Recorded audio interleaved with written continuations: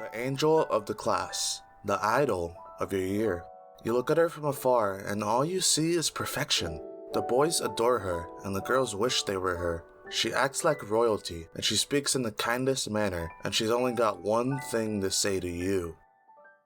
You are so pitiful. Damn, bitch. You live like this? Clean up your room, you slob. Don't call me an angel. Are you completely useless? You're hopeless. Do you lack common sense? I'm not your servant. You have the wrong idea. Please don't address me like that. Act like nothing's wrong. This is chaos.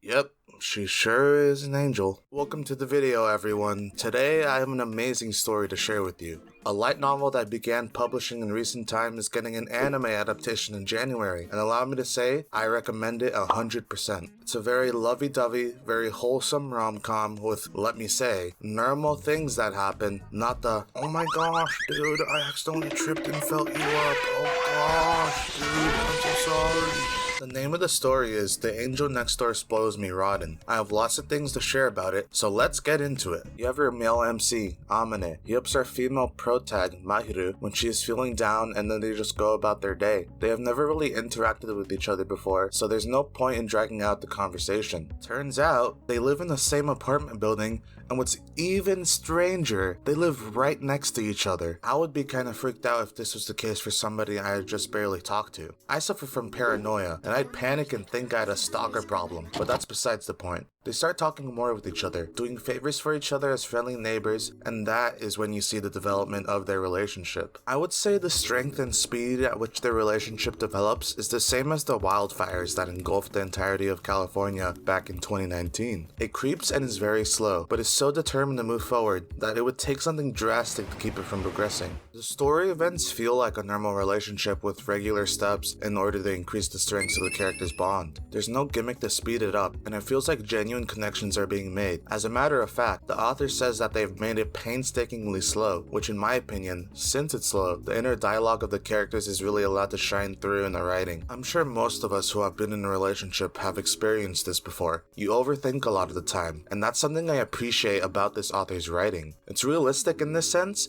and it makes Amane, our main character, relatable. I'd say the downside is that Amane is a functioning member of society. He's not chronically online like some of us, and can proceed fine in a conversation with just about anyone. He doesn't laugh at uh-oh, stinky jokes and but let's move on from that. Besides the realism of the story progression, I think the characters' backstories are very interesting. You've heard some of them before. A cliche like a person doesn't join clubs anymore because they were getting into fights with their seniors and it was becoming more of a problem than it was a benefit for them. But there are other backstories, such as with their female MC Mahiru, that pulls at your heartstrings. The author hints at it every now and then, and it is only when the full details are revealed to you that you can feel sympathy towards them. I'm not talking about petty drama, but actual trauma that these characters have experienced and that they're still having to cope and deal with in their daily lives. I wouldn't go as far as saying it's crippling in any sense, but it is very sad. Now that I've sort of talked about what I've mainly wanted to say story-wise, let's tackle the title of the story. The female MC, Mahiru, really is, and excuse me for this, waifu material. She cooks for you. She helps you clean. She makes tea for the guests. She's beautiful. She has proper manners. She does so many things perfectly, but she can also very much be like a teenage girl, which sort of lifts off the pressure of all the other things that she does. She seems out of reach to many of her classmates that don't know her well, but to Amane, she's just like any other girl. She likes cute things and is very curious about the things that she usually doesn't do, and appreciates the genuine kindness people show her. Amane is the winner in this equation. He befriended the person who he needs in order to get his life on track. Before meeting her, his apartment was a pig's pen. His diet could be compared to that of a feral ghoul from the Fallout series, and he doesn't necessarily hold any motivation to accomplish anything great, despite being good at most things he does.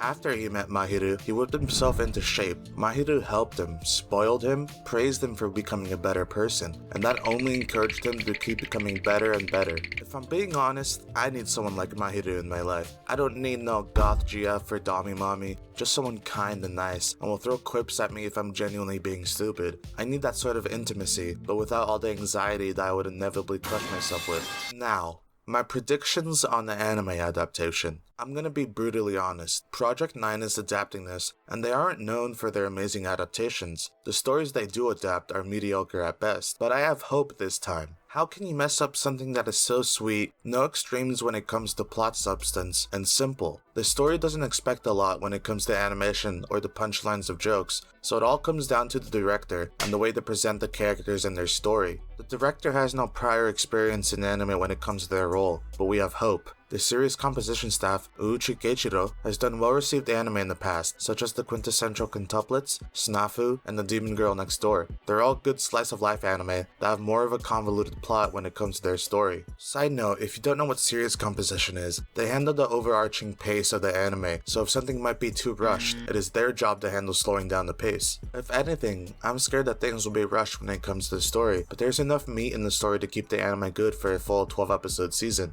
I'm up to date when it comes to the translated light novel, and if I'm correct, the latest volume should be where the anime should stop, and if it is, I'm very excited for how they'll handle it. If done right, I think the show will catch people off guard.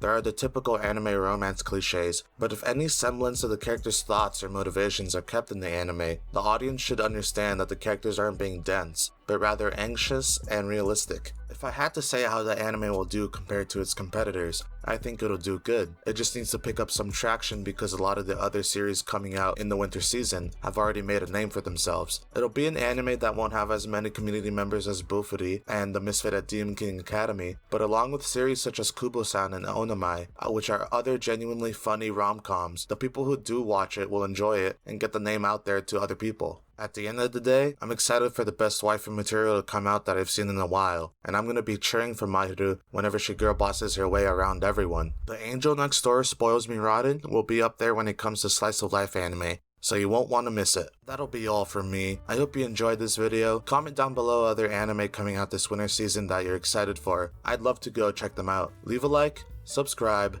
and I'll see you all next time.